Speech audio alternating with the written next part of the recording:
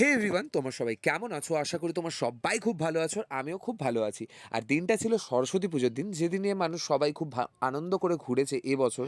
যা দেখতে পেরেছি ভিডিওতে, সেই ভিডিওর কথা বাদ দিয়ে এবার চলে যাচ্ছি আমরা কোথায় গেছিলাম সরস্বতী পুজোর দিন।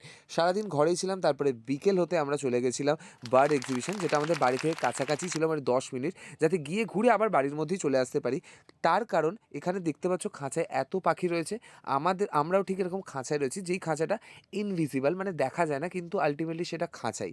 এদের খাঁচাটা জাস্ট দেখা যাচ্ছে, কিন্তু আলটিমেটলি প্রত্যেকটা মানুষই কিন্তু এখনকার দিনে একটা খাঁচাতে বন্দি রয়েছে। আরে এত মোটিভেশন দিস না। এত মোটিভেশন দিলে ব্লগটা বোরই হয়ে যাবে। ওকে ওকে ওকে, তো এবার আসি লোকেশনটা। তোমরা যদি কেউ জানতে চাও কোথায় হচ্ছে এই বার্ড এক্সিবিশনটা, আমাকে কমেন্ট করো, আমি তোমাদের জানিয়ে দেবো। আর যেখানে তোমরা গিয়ে বুঝতে পারবে নেচার সত্যি কতটা সুন্দর, এত সুন্দর কালারফুল জিনিস দেখতে পারবে, যেগুলো দেখলে এই বছর সরস্বতী পুজোয় তোমরা যে এত এত হলুদ রঙের ফুল দেখেছো রাস্তায়, সেগুলো আর ভালো লাগবে না।